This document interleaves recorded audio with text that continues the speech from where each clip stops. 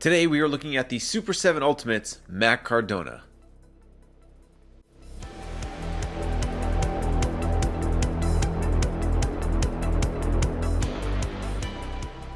Welcome back, guys. This is Thomas, and I have been waiting almost 2 years for this figure, probably like most of you that have gotten this figure. And I went to go cancel it, but I couldn't find the email, so then I figured, what the heck, I might as well just wait for it to get here, and it's finally arrived. So I am pretty excited for this one, and I don't really follow wrestling, but I like the idea of kind of having representation of fellow toy collectors in my display. And I have a Matt Cardona figure already, but this one's part Legion of Doom, plus the Nasty Boys, plus Matt Cardona, and you get this outfit that I think he wore in the NWA. So, pretty excited for this one. I haven't gotten an Ultimates figure in a while for reasons we'll go over in a little bit, but I was definitely waiting for this one to finally arrive. So, glad it's here. Let's check out some of the box art. First, looking at the slipcover, which I don't think Ultimates are coming with these anymore. It has that belt design, and I like in the middle of the belt, there is a picture of that classic Hasbro ring, and I only know that because my brother collects them. So, pretty cool homage to that. Major Wrestling Figure Podcast in the middle, and then I do like all the paint splatter. That's one of my favorite aesthetics. A lot of my clothes have that on it. I just love the way that looks. It brings me right back to the late 80s, early 90s. Then you have the Major Wrestling Figure Podcast on the side. On the other side, Scratch That Figure Itch. And on the back, it's like a buckle, so you can take this belt piece box off of the slipcover if you wanted to. I'm just going to keep it on because I remember the last time I got these, it was kind of a pain to get them back on. Ultimates on top, and then some legalese on the bottom. And now that we've checked out some of this box art, let's go ahead and get this slipcover out. And I mentioned before, I don't think most Super 7 Ultimates are coming with this slipcover, so this might be one of the last ones. But I think it's cool that they still included it because that belt really kind of makes the box art. So he still has the ring motif going on the inside of the box, so you can see that those 3 ropes. He comes with multiple expressions, which I think are updated from the last ones, and you have Scratch That Figure Itch on top and the different color lettering. So it does come with some pretty cool accessories and some extra hands, and really I got this one for the outfit. So you can see here on the back it has that paint splatter all over, so definitely loving the color scheme for this. So we're going to get this guy out of the box and check him out. At first glance, this figure looks really cool, and I know when Matt Cardona is probably designing his ring gear, I think he's always kind of keeping in the back of his mind what would look cool as an action figure. So definitely toyetic. I think it's that combination of Legion of Doom and Nasty Boys with the paint splatter and the spikes. I think it looks great. I don't collect wrestling figures, so this one's going to probably live in a different display, maybe some sort of Doomsday Mad Max display. But I think it looks really cool. I think they've updated the face sculpt, but it still kind of looks a little uncanny to me. The eyes are just a little too beady. I don't know. Super 7 just doesn't kind of nail those human faces well. But the hair looks good. The beard looks good. And then looking at some of the ring gear, you know, I think this took so long because they said it had so many paint deco hits. I don't know if it should have taken 22 months because that seems a little ridiculous, but it was a long wait, and now we finally have it. So looking at all the details, though, there is definitely no order or rhyme or reason to where the different colors are, which I think it's cool, pretty random. So on the gauntlets that he has, the shoulder pads, the chest piece, it's all pretty unique. I'm not sure if figures will vary from different actual paint schemes, but even on the knee pads and the boots look really cool. I think the boots are pretty awesome. They're not uniform. They have the Matt Cardona initials on the knee pads and the boots, so that's pretty cool. And I'm just loving all the colors. So I mean, that's really the main reason I got this. I didn't really need another Matt Cardona, but you know, I figured it would be cool to have and put in a different display. You have the big MC on his chest plate, and the back really sells it for me. So you can see all those different colors. And that skull, I actually own a tank top from Matt Cardona that has that design on it. It's one of my favorite tank tops to wear just because it's a cool design. So pretty cool to see that incorporated into the back of the costume. So really awesome. Pretty cool figure. So we're going to take a look at some articulation and then see how this guy can move. Checking out some of the articulation on this guy. The outfit itself is actually pretty pliable, so you can pretty much get him into any movements without any hindrance. I feel like you were able to get his arms up pretty well, even in that T pose. You have a bicep swivel, single jointed elbows and knees, which is on par with Super7. Although Brian Flynn just said that we're getting double jointed turtles because that's what they had in 2003, which is not accurate at all.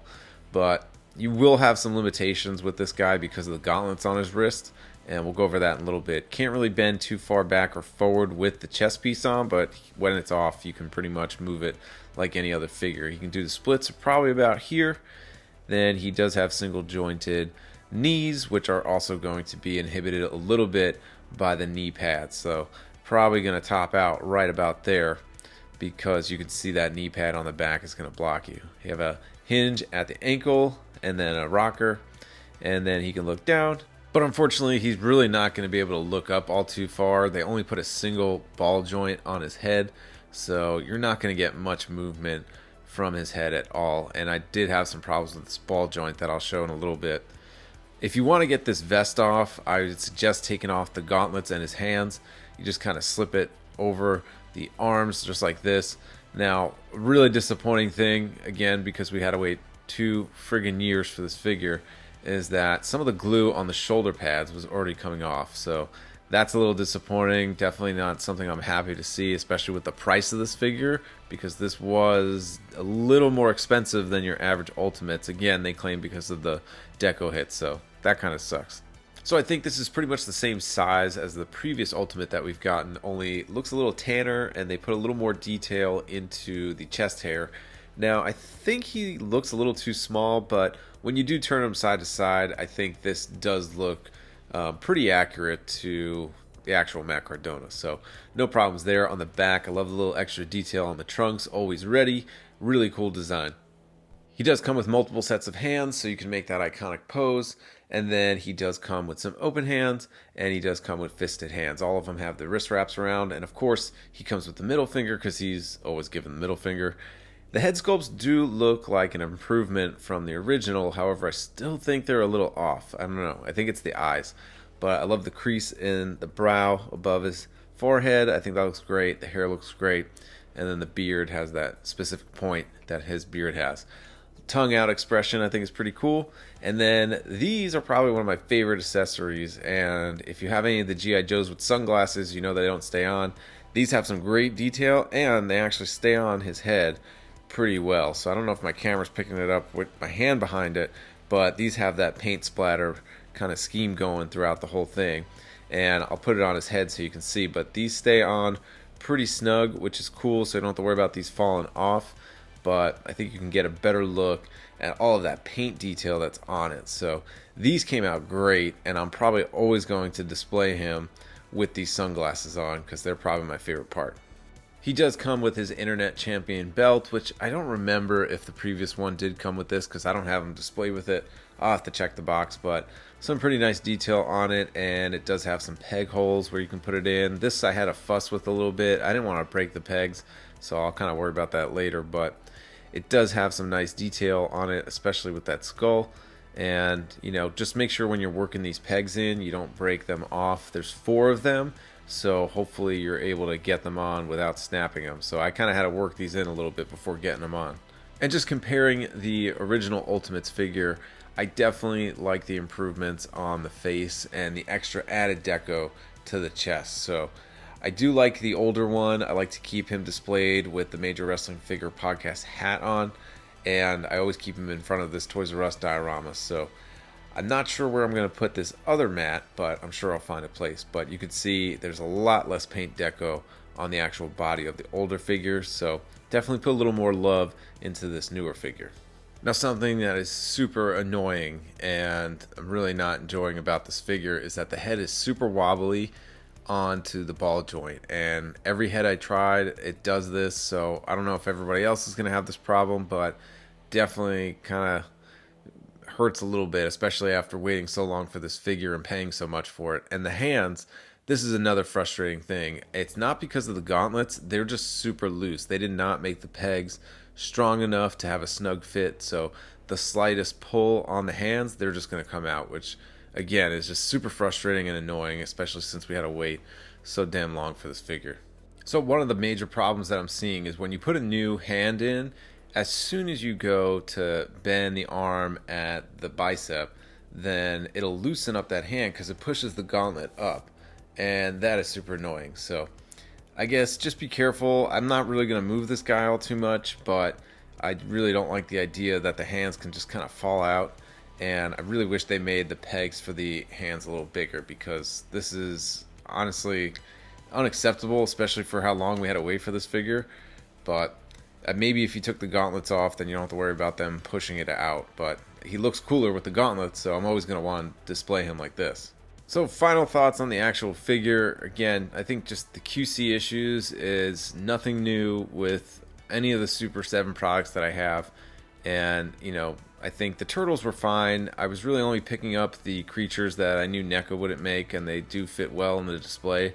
But I think they really screwed up with these Disney figures, and the Disney figures are some of the worst figures in my collection. So Robin Hood can't even hold his bow properly. I can probably heat up his hand to give him a tighter grip. Prince John's okay, but then when you get to the Mad Hatter, he can't stand up. And then Alice, I really, when I opened that figure, I thought it was just a piece of crap. But, you know, they killed the Disney line, so we're never going to get any of these other characters. And this Alice, I mean, it looks like a McDonald's toy, and I would argue the McDonald's toy from the 90s actually looked better and had real hair. So I don't know, I really wish they would have handled that line better, but I wanted to create a display for them, but now we're not going to get the characters to kind of fill it out. And so if I wanted to make the Mad Tea Party, I can't, because we're never going to get the March Hare. So looking at this figure, you know, I was really anticipating him. And I think the wobbly head, the loose hands, the glue coming off of the vest, it was kind of annoying. So, you know, not the best experience with this figure. I really don't think I'm going to be purchasing a lot of Super 7 figures after this, because, I mean, one, they depreciate. None of these figures are worth anything right now. I think I looked at the previous Matt Cardona, and you can pick them up for cheaper than retail. And then I was going to sell these Disney figures, but they're worth nothing. So I just decided to open them and then live with them, I guess. But the loose hands, I guess I'll get over it. I'll just have to never move the figure. But really not happy about this. So final thoughts, aesthetically, this figure looks great. I just really wish it didn't have any of those QC issues. I'm going to throw his vest back on. I'm just going to pick a set of hands, and then I'll probably never move him or pose him, because I don't want anything to get lost, or I don't want to break the shoulder pads on the vest. So a little disappointed in this one, even though it does look good. You know, this was the cooler design of the Matt Cardona. So that's it for this one, folks. If you enjoyed this review, please hit like and subscribe. I'd really appreciate it. And until the next episode, guys, we'll catch you next time.